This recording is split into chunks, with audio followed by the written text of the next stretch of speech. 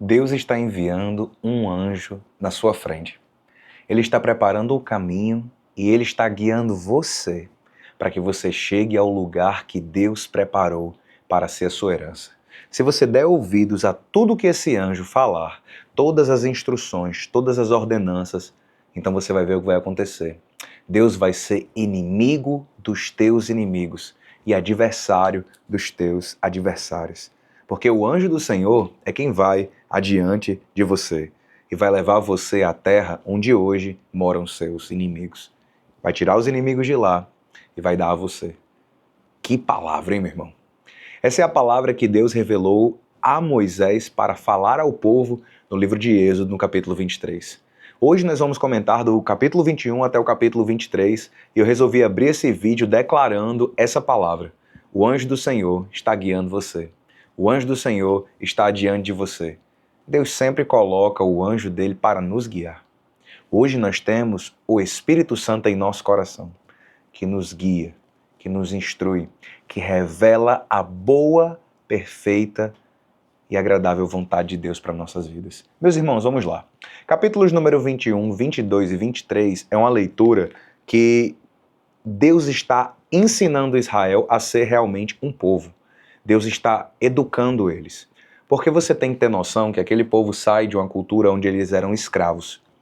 Eles saem da posição social de escravos e com usos e costumes egípcios. Então tudo que você vai ver daqui para frente é Deus educando. Por quê? Eu falo isso porque quando você pega para ler os capítulos, você vai ver Deus ensinando a respeito de misericórdia, a respeito de propriedade, a respeito de compaixão. Por que que Deus precisou ensinar para eles sobre como administrar propriedade? Porque eles eram escravos, eles não tinham propriedade. Não tinha ninguém que tivesse recursos, não tinha ninguém que tivesse gado, não tinha ninguém que fosse proprietário, dono de alguma coisa. Eles eram escravos, gente. Então, a partir de agora, Deus está ensinando um povo que era escravo a ser gente. Porque escravo não é gente, escravo é objeto. Os egípcios lidavam com os hebreus igual lidava com gado, igual lidava com ovelhas, igual lidava com bicho. Eles eram simplesmente objetos daquela nação.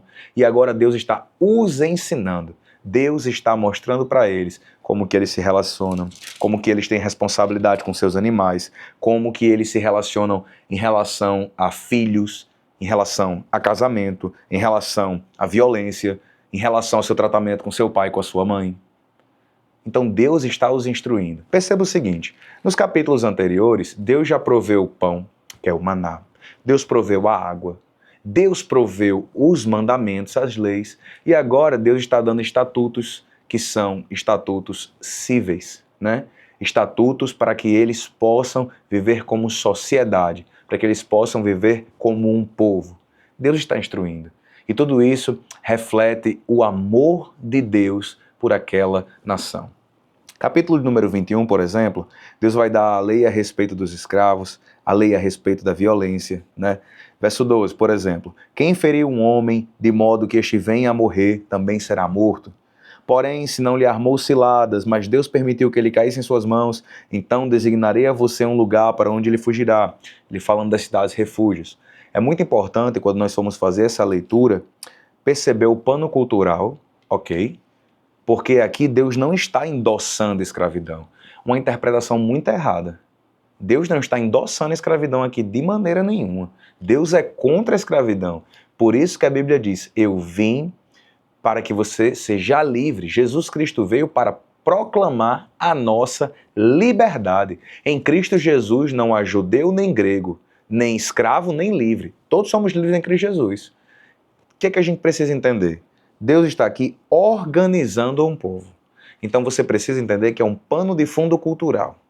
Era outra cultura, era outro costume.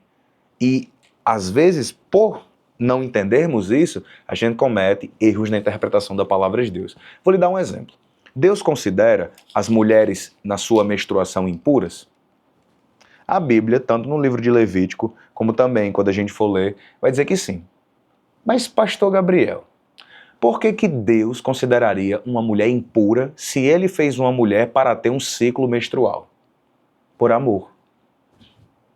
Guarde muito bem o que eu estou dizendo. Deus disse que a mulher era impura no seu ciclo menstrual por amor. Vou explicar passo a passo para que você entenda. Imagina comigo o seguinte: esse povo sai do Egito como trogloditas, homens brutos, homens sem cultura, homens sem educação, criado apanhando e batendo, apanhando e batendo, apanhando e batendo. Você acha que um homem desse, quando aquela mulher lá tivesse cheia de cólica, com muitas dores, na pior fase do seu ciclo menstrual, você acha que esse homem iria ligar para a mulher que estava sentindo dores? Ou esse homem ia ter relação sexual com ela de qualquer forma? O que é que você acha? Que um homem que ainda tem a mentalidade de escravo, que trata tudo como objeto, ao ver uma mulher assim, o que é que ele ia fazer? Você acha que ele ia respeitar o ciclo menstrual dela? Você acha que ele ia respeitar que ela está com cólica? É claro que não. Essa mulher iria sofrer e não ia ter que sofrer calada, porque ela era um objeto para ele. Aí vem Deus e diz, ela é impura, se você tocar, você vai ficar impuro e vai ser apedrejado. Não posso fazer isso porque Deus está contra mim. A única forma que aquele povo entendia para que se policiasse era por meio da lei. Era a única forma de educar aquela galera, ela através da lei. Eles não tinham maturidade para compreender o que é graça. As leis existiram para mostrar para eles que o que eles faziam era errado. Que o que eles faziam, aquilo ali iria atrair juízo de Deus. Outro exemplo muito simples, a questão dos alimentos, né? A gente ainda não tem aqui a respeito dos alimentos, mas vai chegar a hora que vamos chegar ao capítulo dos alimentos. Por que Deus proibiu certos tipos de alimento? Como carne de porco, por exemplo, ou camarão, ou frutos do mar, se hoje a gente come e acha uma maravilha. Você acha que um povo comendo carne de porco, quanto tempo que esse povo iria demorar para começar a desenvolver doenças? A carne de porco hoje, ela é limpa, mas lá atrás você acha que era? Qual é a probabilidade de você contrair uma doença vindo de um peixe ou vindo de um porco? Qual é a carne que é mais limpa? É claro que é a do peixe. Porque a dieta do porco é a base de restos e de lixo. Então Deus protege. Como é que aquele povo ia saber limpar um camarão? Como é que aquele povo ia saber limpar alguns frutos do mar? Então muitas iguarias para os outros passavam doença, bactéria, vermes, e aquilo ali faria com que o povo de Deus padecesse no deserto por meio das suas enfermidades. Então você começa a olhar para tudo isso e dizer, poxa, na realidade, Deus era protegendo. Deus não estava proibindo, era proteção. Do mesmo jeito que eu, como um pai, tenho uma tomada aqui atrás de mim, que está ligando, e algumas tomadas aqui ligando as luzes que me iluminam. E eu, como um pai, digo, Davi Gabriel, você está proibido, eu sou um pai de uma criança de 7 anos, você está proibido de colocar esta tomada naquele pino ali, pegar este pino, ligar esta luz. Está proibido. Quando Davi cresce, ele diz, por que meu pai proibiu de eu ligar um aparelho de luz? Porque eu não queria que ele tomasse um choque. Entendeu? Então, muitas das coisas que nós vamos ver aqui, nesses textos, era a proteção de Deus. Era Deus ensinando, era Deus preparando, era Deus mostrando. Né? A gente tem leis cíveis e religiosas, não maltrate o estrangeiro nem o oprima. Estou lendo Êxodo 22, 21. Não maltrate as viúvas nem os órfãos. Se de algum modo maltratarem e eles clamarem a mim, eu lhes ouvirei o clamor, e a minha ira se acenderá, e eu matarei vocês à espada. Quando você começa a ver as coisas pela visão certa, tirar os nossos olhos que são limitados e analisar o texto pelos olhos de Deus, você vai perceber que tudo isso aqui era amor do Senhor, né? Por exemplo, justiça e misericórdia é a epígrafe do capítulo 23. Não espalhe notícias falsas, nem entre em acordo com o ímpio para ser testemunha maldosa. Ou seja, se alguém chegar e querer comprar seu testemunho para que você cometa perjúrio, não faça isso. Não siga a multidão para fazer o mal, nenhum processo, não deponha com a maioria para torcer a justiça. Pelo contrário, não seja parcial, nem mesmo com os pobres nas suas demandas. Ou seja, não tome partido, não seja parcial, seja imparcial, seja honesto. Tudo isso era Deus organizando. Fala dos deveres dos juízes, no verso de número 6 do capítulo 23. Fala a respeito do 7º dia e do 7º ano, para dar descanso à terra e para eles descansarem. Por quê Deus estava instituindo descanso? Porque eles eram escravos. Escravo trabalha dia a dia e Deus deu a eles liberdade. Se você trabalha de domingo a domingo, você não é um trabalhador, você é um escravo. É mesmo, pastor. Domingo a domingo, sem descansar um dia, não significa que você quer enriquecer. Significa que você é escravo. Escravo do trabalho, escravo do dinheiro. É mesmo, pastor Gabriel. É mesmo. Então Deus está dando aqui um descanso para que eles vejam o princípio do descanso. Parar, descansar. Muitos pastores hoje, em nome do ministério, muitos servos de Deus, em nome de proclamar o evangelho, pervertem este mandamento. Nós não guardamos o sábado, o dia de sábado, mas guardamos o princípio do descanso, para que possamos refletir sobre as coisas que nós fizemos durante a semana, para que possamos adorar a Deus. Cristo é o nosso sábado, né? Ele é o nosso descanso. Mas o princípio por detrás desse mandamento, por detrás dessa lei, é você dar um descanso para o seu corpo, dar um descanso para a sua mente, ter um tempo de comunhão com a sua família e com Deus. Esta é a verdadeira intenção de Deus ao instituir o sábado. Não que esse sábado seja dia de sábado. Para mim, o sábado não é sábado. O dia de descanso não é um sábado, pode ser outro dia da semana. Mas todos nós precisamos aprender a descansar. Só tem um ser em todo o universo que nunca descansou. Quem? Satanás. Os irmãos às vezes dizem, pastor, o diabo não descansa. Eu falei, é por isso que ele é diabo. A Bíblia fala que Deus descansou no 7º dia. Você está imitando quem? Deus ou o diabo? Então descanse.